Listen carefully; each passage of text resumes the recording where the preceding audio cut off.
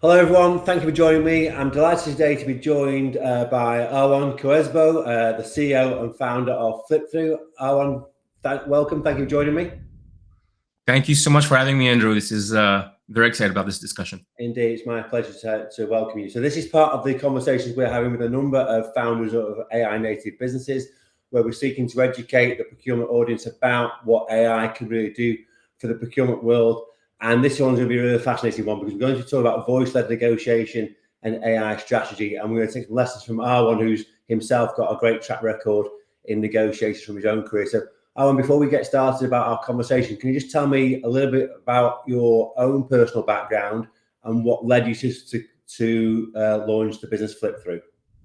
Yes, absolutely. What Flipthrough is an agentic agreement management and negotiation that is purpose built for procurement. Yeah. Before starting Flipthrough, I spent over a decade as a strategic sourcing and negotiation advisor, primarily for Fortune 500 companies. And during this experience, I supported chief procurement officers, CIOs, and their executive team on strategic negotiations with software and IT service providers such as the Oracle, SAP, Accenture of the world. Yeah, and so you've negotiated some really high value, high stakes contracts in your time. Perhaps you can tell us a bit what you've learned and what's that led into the Flipthrough offering, really. Yeah, absolutely. I mean, so the one thing that is always crucial when you deal with those type of negotiations is, first of all, be able to understand clearly your leverage, right? And if you don't have any leverage, is what do you have to manufacture leverage? Second is the proper, what I would call executive alignment, right? Making sure that you're talking at the right level, the right title, and then identify early some potential blockers in your negotiation. And those are some of the things that Flipthrough is helping negotiation, sourcing and negotiation teams. Yeah. So that experience has really shaped how your agents behave in the sourcing in the negotiation process. Really, all that experience has shaped that thinking, has it?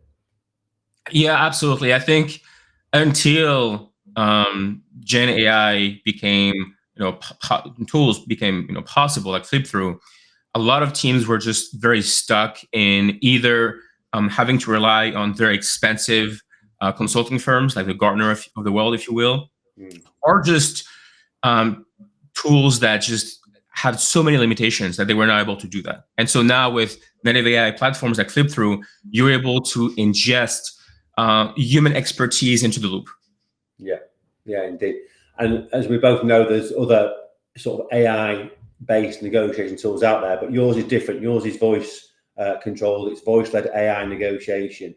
That's unusual, I think. I mean, I've spoken to a lot of procurement founders because we can communicate with AIs using our natural language, but this is a completely different. What led you to sort of go down that particular route?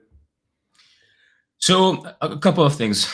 Number one is, with technology and now with AI technology, there's always going to be an impact on humans, right?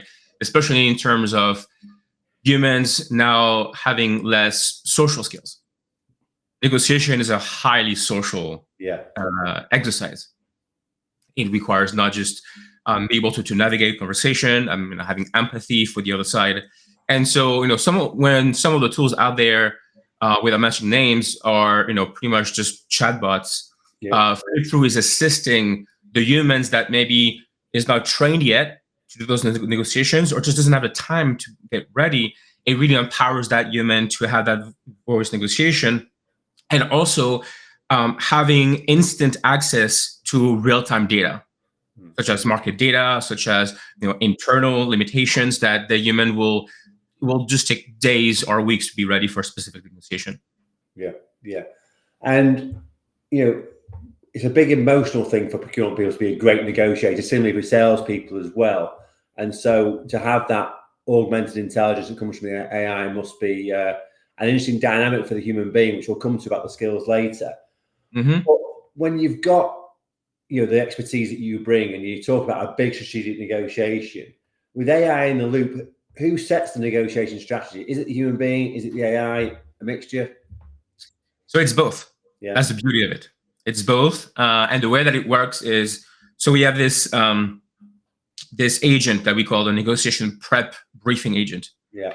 And what it does is, after it analyzes the state of the negotiation, the leverage that you have, the actual contracts, looking at market data, what price and commercial terms you should be asking for, it's also doing, it also is able to identify the human context that's missing. Right.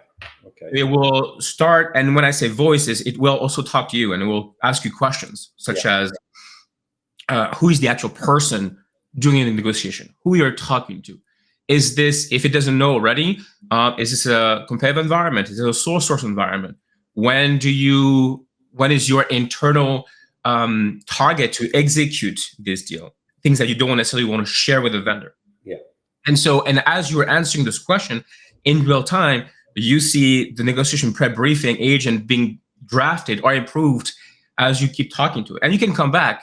For example, if you say, you know what, I think that there are some aspects of that negotiation that maybe I need to discuss with my stakeholders. Yeah. And you can come back and says, well, actually, Flipthrough now, it is no longer sole source. We have now 2 other vendors are part of that competitive environment, and they will adapt on its own. So all that voice element of the discussion and potentially bringing in other voices as well is all part of the negotiation prep to build the pre-discussion, the pre-negotiation strategy. So that's yeah. And there are multiple voice agents that are part of Flipthrough, not just the actual live voice negotiation agent. There's, for example, we are building this playbook agent right now as we speak, and this playbook agent is also voice powered. So, for example, if you do have, let's say, your internal, I don't know, your MSA playbook, right, and your procurement team is, hey guys, every time we have a new vendor, here's a playbook. I don't care if we use their paper or our paper, we need to have those terms in there. And we all know that the bigger the company is, the harder it is to, first of all, to even know where that playbook is. It's typically a file, right? Or it's really hard to improve it or make it evolve. And so with Flipthrough now, it's able to automatically read drafts or allow your playbook to evolve just by talking to it. Yeah. And let's say now you have your contract lead be able to tell Flipthrough, hey, from now on, we are no longer allowing termination for convenience with 30 days. It's going to have to be 60 days. And now your entire organization now, when they have negotiations, they don't even need to look at the playbook. It just comes out naturally. And what's it like the first time you see somebody actually talk to it? Because I know from my own experience, so for example, I'm a big user of GenAI tools, and I find that Gemini understands my Mancunian accent better than the other models. So sometimes when I'm walking to the office, I have the privilege of walking to my office and I'm talking to Gemini and it's talking back to me in my earphones. But I feel much more self-conscious than if I'm on the phone to a human being. So what's it like when people first do that for the first time? It must be you must get quite a range of reactions. Absolutely. So the first reaction that we have, especially, so when you put this tool in the hands of people who are now in procurement, it's very magical, because we put this tool in the front of an executive assistant recently, and we said, go ahead. We just did like a mock training, and says, you're going to be talking to this massive software vendor. You have to negotiate this order form. I don't know. I don't know what to do. I don't know what to say. Go ahead, just sit down. We're going to start Flipthrough. Just read. And what was really amazing is, as she started the first couple of seconds where she had to identify, where to read and so forth, and then you could tell that her posture, she became more confident, and she was saying things that she had no idea, that she was negotiating a volume discounting structure, and she was renewal protections and so forth. And at the end, when she saw the revised contract coming out, and we said, well, how did you feel? How you went? And she said, I don't know. I just felt very empowered. And those are the words that we love to hear. That's great. That's just like a great experience. And I think, for there's so much fear around AI, and I find that once people actually sort of throw themselves into it and start, and the key word is, in my word, collaborating with it rather than using it, it does suddenly become a lot less daunting, a lot less scary, and people don't feel quite so intimidated by it. So it's good to say that's the case with the voice control stuff as well. Yeah, I would go a step further. Is that now, if it wasn't clear already, you're gonna have to use those tools. Yeah, oh yeah. And I always get this question every single time when we talk to prospects or when we show it to people. The first thing that especially CPOs ask us is, well, I want to have to let the vendor know that we're using this tool, right? By law. And I said, yeah. By the way, when you are, even if you go on a Zoom call and you have your AI note taker, it needs to be clear that it is there, right? And when they say, well, we're gonna have to do some training, and I always say, but you are aware that the vendors that are negotiating with you right now, they have those tools, but those tools are tailored to salespeople. And then every time I say this is where I typically hear a silence, and then it's okay. Well, yeah, he's right. We have no choice. We're gonna lose leverage if we don't have those tools.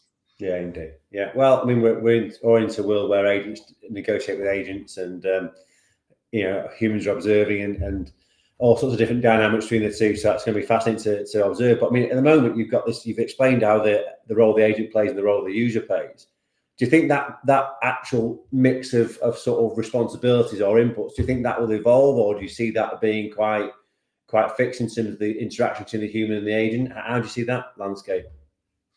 So I think the market is still trying to figure it out, just because the transformation is so rapid.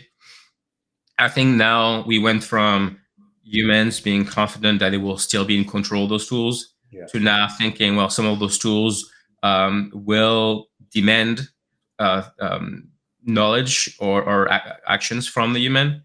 And I think in the future, this is going to be part of a broader governance model, where for certain tasks, the human in loop has more responsibility than the AI, or vice versa. Yeah. I've been to a number of events recently, the procurement event season, DPW, etc. And the big conversation, I think, around the use of agents involves trust, compliance, and governance, and that's obviously a very, very important consideration, particularly for big enterprise organisations with your data and all such like.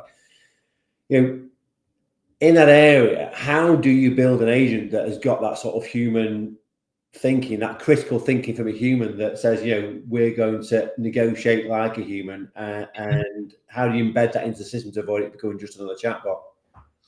So the very easy answer to that is you cannot let the LLM dictate the negotiation. When I said the LLM, I'm talking about the public ones, the OpenAI and Complexity and so forth.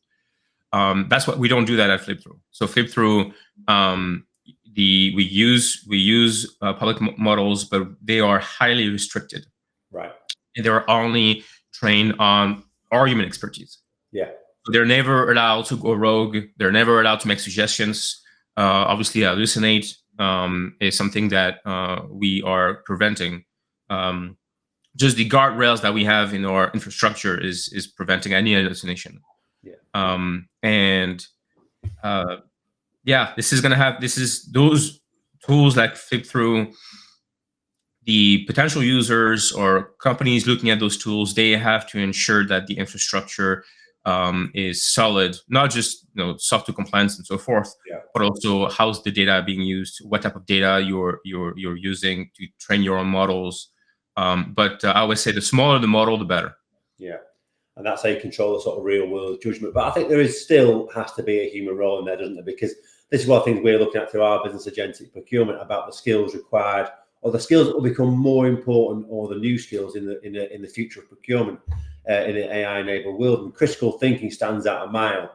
And it's an interesting dynamic, because I think a lot of people make the assumption that, dare I say it, younger people, digital natives that have grown up with a phone in their hand, like my daughters, for example, have grown up with tech in hand, and they're more inclined to interact with AI tools. But actually, it's the more experienced practitioners that have got the knowledge to really have that critical thinking. It's a point I've made in quite a few of these videos, the conversations I've had with other AI builders, where there is a role for experienced procurement practitioners and particularly strong negotiators who understand the psychology of negotiation, to really just ensure we're still keeping a bit of human oversight around the technology. So I think that's a vital part, and I think that for procurement leaders hiring or thinking about future roles using agents, that's a very important consideration. Would you agree with that? 100%. So we have this process in Flipthrough that we call experts in the loop. So you say sometimes human in the loop, we use expert in the loop. And so the way that we do our training is, as we're testing it, we have, depending on whether it is negotiation or contract analysis, we have experts, including myself, obviously, that are looking at the output and says, no, that doesn't make any sense. No one would ever say that. Okay, then we have to tweak it, and then depending on what the output is. So it's a lot of fine tuning. Actually, we call it fine tuning training, and it takes. So a lot of people have been telling me, yeah, but at some point, Flipthrough will know so much, will have so much knowledge, expertise from those professionals that you won't need them anymore. And I said, yes, we'll need them less, but the thing is, as the world evolves and as we start to tackle more and more complex negotiations, that's where it gets interesting, because there's a lot of categories that we Flipthrough doesn't support yet, because the procurement space is pretty large. And so we have a long way to go. We have a lot of experts to work with and to use to train, to fine tune the training before we get there. Yeah, indeed. Fascinating, Atlantic. And so, for example, one of the things your Flipthrough does is it updates contracts in real time, I understand. So that's an area where, for example, you've got to manage the trust and the risk. Is there a role for the human in that, or is that another combination of AI and human interaction? That's exactly right. So I always want to make it clear to everyone we're talking or demoing or prospecting is that the entire user experience of Flipthrough force the human interaction. So, for example, like a lot of different tools, you will never, once you use Flipthrough for any of the use cases, you will never send a link to a vendor, for example. Right. Say, hey, vendor, look at my contract in Flipthrough and please make your changes. It will never happen. Right. Why? Because from a negotiations perspective, it's terrible. Mm-hmm. Vendors don't want to touch third-party tools like. Instead, what it will do is it will draft things such as your email, so for you to send to the vendor, in a very human-like manner. Yeah. The drafting or it's more of an autonomous markup of the contracts as you negotiate.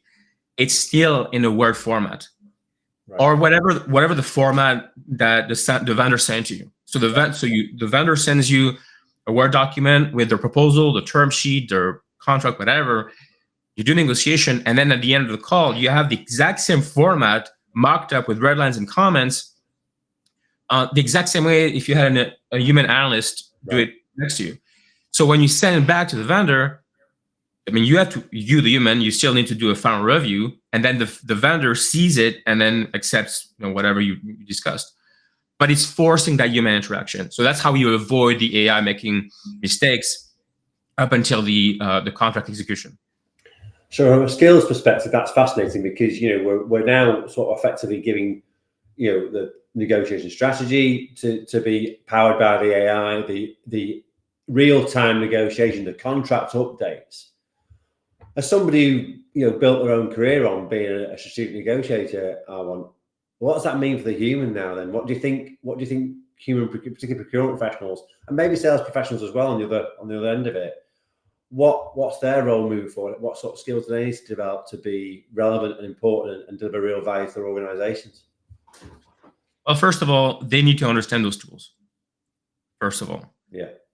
Number two is they need to cultivate empathy. I always say that, and no one in the procurement field disagree with me. so far is that one of the biggest weaknesses of procurement professionals is communication. And these tools now will allow those professionals to improve their communication skills. Yeah. Which is the second thing. The second thing that I think it allows professionals to improve is their stakeholder management. Yeah. Making sure that not just from the C level or in your organization, but also other stakeholders from other functions, whether it is IT, HR, and legal, and so forth. Yeah. I think being aware of those tools, skill set. I mean, AI readiness. I can't say this enough, and stakeholder management. Yeah, indeed. So when we've been looking at through our framework with agentic procurement, we looked at things like, for leaders in particular, what we call digital commercial acumen, which is really the understanding of the impact of your investment in technology and or data. I think we probably put those two as being the core areas: AI, digital, and data. And being able to look at it and say, okay, so if we invest in this tool, what is the real impact on the team and the results we're going to deliver and the value to the organization? And similarly, when you and I first met to discuss this, we talked about the future roles in a procurement team, Erwann, and that really got me thinking. I've been away and done some research on that, and then we then start thinking about, okay, so what will the operating models look like? And I think you can probably split a future procurement operating model into two moving forward. And one would be sort of the technology. I'm not sure what quite word. The empowerment of the tech and the AI in particular. So agents and other digital solutions. And then you've got the value creation track, which is where I think the skills come in for, okay, we've saved all this time, we've got all these great insights from the tech. Now, what do we do with it for the business? So your point about stakeholder engagement, the business partnering, they're getting deep into the organization. I think that's where leading procurement functions will really make a big difference to their organizations moving forward.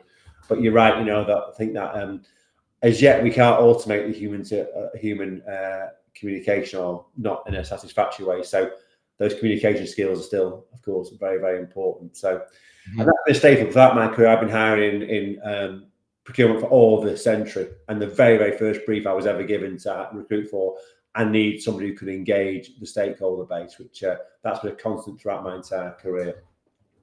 But not all procurement teams are ready for this yet, Erwann, as we all know. So how do you get started? Some CPOs know they need to modernize, but they might feel blocked by the structure or the risk or the governance concerns. How do you advise your customers to get started? Yeah. So first of all, even before we talk about tools and how to get started with those tools, is your organization needs to have an AI governance framework, right? Or an AI risk governance framework. It's not easy, but you can't get lazy with this thing. Right. So what I mean by that is your organization needs to have somewhere, either I highly recommend that you hire a third-party company to help you with that, is to have a framework where, okay, here's the things that we allow our organization, things that we do not allow, and things that there's some risk, therefore ask someone if you are allowed to use those tools. Yeah, that will help to demystify some of those tools, fear, and you want to be able to allow your team to use those tools. If they have a framework, it's going to make everyone's life a lot easier. The second is, once you have that, is start small. I always have this question, which is, well, I don't know if my team is ready to use your voice negotiation tool. And I said, well, what are you giving it to your team? Give it to one person. Right. I give it to one person. We are going to do, as part of our own training with your team, we're going to do mock negotiations. And you'll see that you have one person comfortable with it, gets more comfortable with it, and then at some point that person can't do without it. Yeah. And then what's going to happen soon is, and then do those negotiations with low risk negotiations or low risk vendors, or even vendors that you have a really good relationship with, and say, look, I'm using this new tool now. Would that be okay with you? And then that typically that helps, again, demystify. Yeah. But what is really clear to us is, once someone uses it once, they just get it, and it just becomes like another part of it. Yeah, and that's the whole thing about AI, isn't it? Really, I think the people are scared of it. I just say get started, because once you start to engage and collaborate with it, it's remarkable. You mentioned there, you said just, you go to an existing, supplier you've got a good relationship with, and you sort of say, well, we're going to use this new tool. Has that ever resulted in the supplier saying, well, actually, we've got one as well? Has that happened yet? That would happen multiple times. Yeah. So the sales team, they use, at least in the US, I think it's called Gong. I always mispronounce it, but they have those tools. And so the very often is the vendor will not say, oh, I've used this with you, because very often they actually are not telling procurement people they're using it. They're saying, oh, I know some other members of my team, they're using it. Our team is getting trained on those tools as well. That's typically what they would say. Yeah, interesting. It's fascinating. It's going to be a great landscape to observe over the next few weeks and months and years as it all evolves. So just in terms of, you're building agents, so you've got an understanding of what they can and can't do. You've talked there about starting small, and I've seen that advice previously about start with something which is tightly defined, relatively simple if possible, to get started, rather than making things overly complex. But as you see the power of agents, not just in negotiation, but generally across other parts of the procurement process, what do you think is the key skill that procurement leaders should be focused on themselves and perhaps looking for in their teams to hire and develop? Can you have any thoughts on that? Yeah, I mean, I know I said this earlier, but I cannot stress this enough, is AI readiness. You need to have a framework for your team to, one, get out there and trying to understand, what do you need to set your team for success with AI adoption? Yeah. What I always tell, and I'm seeing, I'm going through this every day, where we have companies of all sizes that they come to us and say, look, Erwann, we're not ready to buy yet. We are just in the discovery phase. Our board has been tasking us with, doing some AI tool discovery. We just want to know what's out there. Your name keeps popping up, so we have to talk to you. And I always say, this is great. You have to do that, because not just it allows you to see what's out there, but it's free consulting. Yeah. Free consulting is free education. Like, you're getting people who, like myself, who have been doing procurement for a while, who are building things like Flipthrough, that was my dream tool. And I'm also sharing what I'm seeing on the market. AI readiness is also understanding the limitations of the legacy players. Right. Okay. Without naming them, them, right? The big ones. And now they come and they put like a stamp on, they put like an AI powered stamp on their platform. And now you've got a lot of procurement teams that are trying to figure out, okay, well, what's AI about your thing? You have the same user interface since 1995. Yeah. And a lot of those companies now, they're aware of it. Let's not waste our time. We got to talk to the new players on the block, because that's where the real innovation is. And there's something that I've been starting to advise now a lot of procurement teams, well, organizations, not just procurement, is if you don't have one, I highly recommend the organization consider having a fractional chief AI officer. Interesting. Yeah. That person, and I know a lot of those folks that are doing amazing work, because they're allowing the entire organization to do everything I said. Yeah.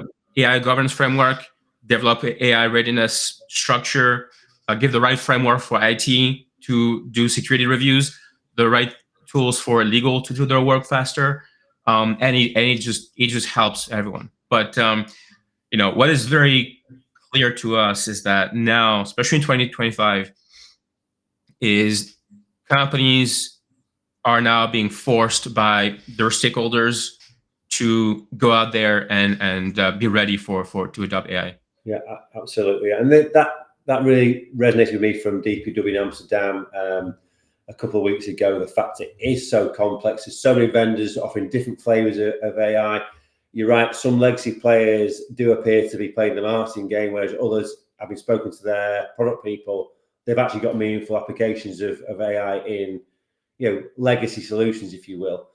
So that's a very difficult landscape to navigate for the non-technical mind of a procurement professional. So again, we touched on this conversation we had previously about the future job roles in a procurement team, and AI, chief AI officer, feature prominently in the research I've been doing alongside orchestration and training the models and governance and risk and all those things. So, I mean, it's a real shift in operating models and roles, which I think is going to be quite a challenge for procurement leaders, because you've got this existing structure and you can see where you need to go, but the path there doesn't look like a very straightforward or smooth one. So that's going to be quite a challenge. For me as a recruiter, I'm actually really excited about this, because you're not just going to get somebody who's done that job for the competitor down the road. It's about transferable skills, it's about the mindset of the individual, it's about how they've educated themselves. That might not necessarily be in a professional setting, but in a personal setting as well. So there's some going to be big challenging pieces of recruitment work going on in the next few years as teams change, and I can't wait to get my teeth into that as a recruiter, but also as a consultant on the models and what the roles will look like and the skills and the talent and all those things. So fascinating times. But really, your message, I think, is, for a lot of organizations to get started, trial and error, learn by doing. So if someone wants to get in touch with you on to talk about Flipthrough being, one of their pilots or a proof of impact, if you will, how can people get you? Is LinkedIn the best place to find you, or the Flipthrough website? Yeah, if you go on Flipthrough.ai, you can easily book a demo. We are, coming from procurement and not sales. We have a very non-salesy approach to those discussions, and we love to discuss, talk with teams, not just how to use Flipthrough, but help you throughout your journey. Yeah. Because Flipthrough ultimately needs to integrate with your existing processes, whether they are technical or just your human processes to support. And just go on Flipthrough.ai, and we'll be more than happy to have a discussion. Wonderful. Well, thank you so much for your time. I think it's been absolutely fascinating, and to me, the voice sort of controlled negotiation, the strategy, and the real-time stuff. It's just so exciting. I think you're going to see a lot of people come and want to explore that. So, everyone, I hope you've found that really insightful. I'm sure Erwann can expect to get some inbound in the near future. If you want to talk about those skills and those future job profiles and operating models, that is very much in our specialist area, then of course I'd love to hear from you. Everyone knows I pretty much live on LinkedIn, or you can get me at everydaily.com or agenticprocurement.com. But really appreciate your time taking to watch this. I hope you found it useful. Erwann, thank you so much. Really appreciate it. Andrew, thank you so much. Have a great one. My pleasure. Thanks, everyone.